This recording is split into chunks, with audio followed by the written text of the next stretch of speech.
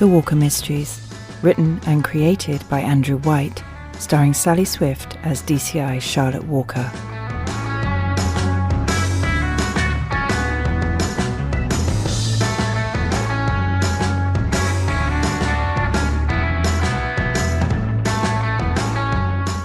The end.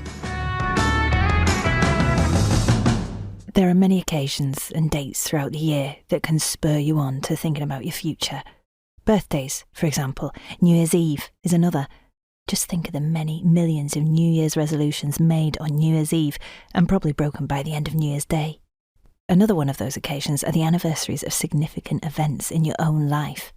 And in 2 days' time, it's just one of those anniversaries for me. It's the anniversary of something that happened which changed my life forever. Something I haven't really gotten over yet. And something that was totally my fault. Sorry, very upsetting tangent. This morning, me and D.I. Dean Sheldon found ourselves down on the farm. Well, not exactly a farm, but one of Doncaster's many allotments. But we weren't there to tend to Dean's prize-winning veggies. We were there because there was a dead body in between the rhubarb. Deceased is a male in their early 70s, possibly. He's lying face down, but with his body at an angle, his hands covered with gardening gloves. He's wearing trousers, a dress shirt and a cardigan with a jacket over the top, and the jacket and his shoes are caked with mud. I think he's been dead for a few hours at least, and there seems to be some kind of tyre tracks up to where he's laid, and another set moving away. At a guess, given the deceased's age, I'd say they were from a wheelchair, and there's footprints inside the tyre tracks, so presumably the person who pushed him here. Who found him? The allotment manager? OK, where is he? The allotment manager said the man's name was Arthur Marsh.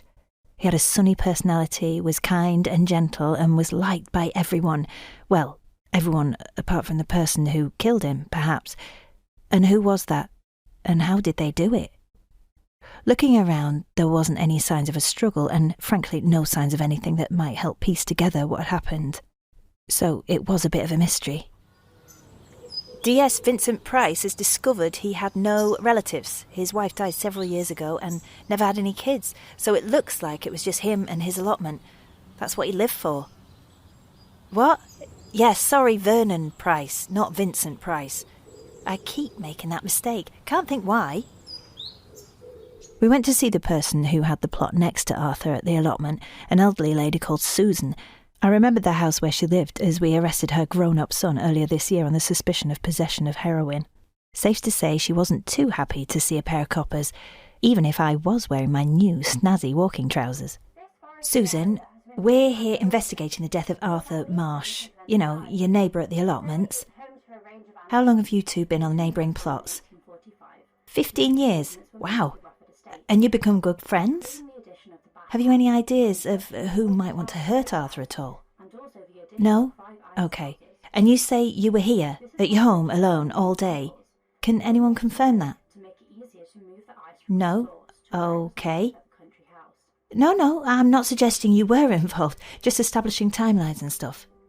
You know, I've always fancied the idea of having an allotment and grow my own food, but try as I might, I couldn't find any cheese seeds. We'll see ourselves out.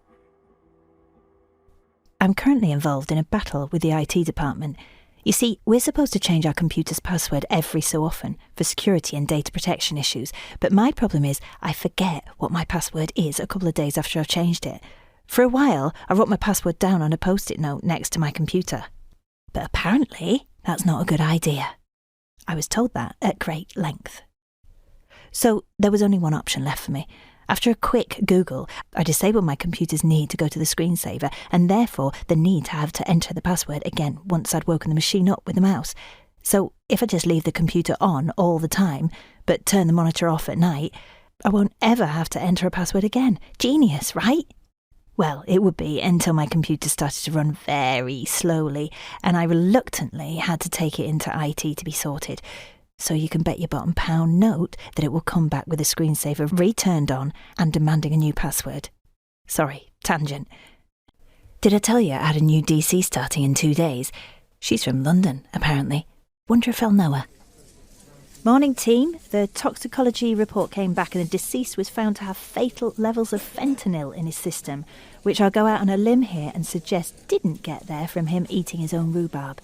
I can say that with confidence because Susie, our pathologist, found a small hole, which is the right size for a needle.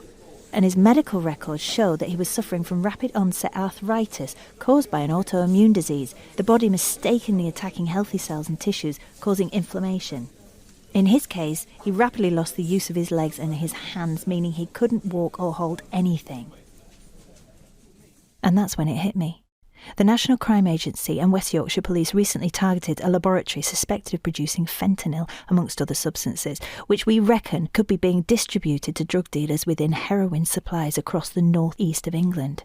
Taking heroin with fentanyl in it could easily cause an overdose and could well be fatal. So if you knew someone you'd known for, say, 15 years, and had become very close to as a friend, suddenly wasn't able to do the one thing they really, really enjoyed, the one thing that they had to enjoy in their life, and that person had asked you to help him on his way.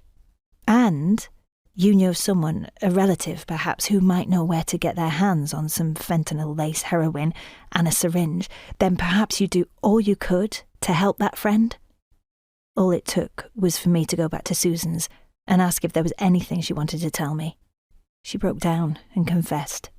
Arthur couldn't walk to his allotment, and he certainly couldn't tend to his prize crops anymore, so he decided his life wasn't worth living, and he asked Susan for help. She wheeled him to the allotment in the wheelchair, administered the injection, and then put his gardening gloves on him as a last mark of respect. When he collapsed out of the wheelchair, she wheeled it away and dumped it. It took someone who totally understood what it meant to Arthur to not be able to do the one remaining pleasure he had in his life, to help him when he asked for it. I'm not going into the whole should we have assisted suicide debate because A, I don't think I can have those sorts of opinions as a police officer, and B, I've had a couple of pints of cider, so I'm not sure I'm up for any kind of deep discussion about anything, really. But it has made me think about what I want in my life. And perhaps it's not what I already have. What? Are we on? Oh, excellent. Fortunately, I have the use of my hands and I'm going to use them to play the guitar in our little band. Excuse me.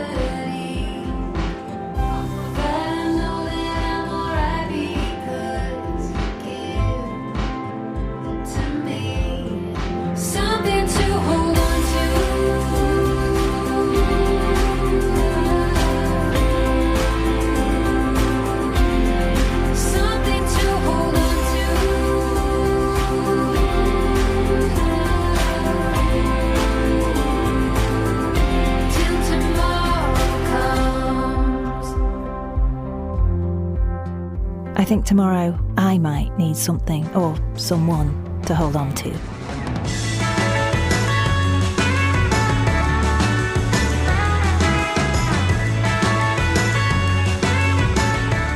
The Walker Mysteries starred Sally Swift as DCI Charlotte Walker. Written and created by Andrew White. Sound design by Robert Black. Produced and directed by Andrew White. The Walker Mysteries is a Nova production.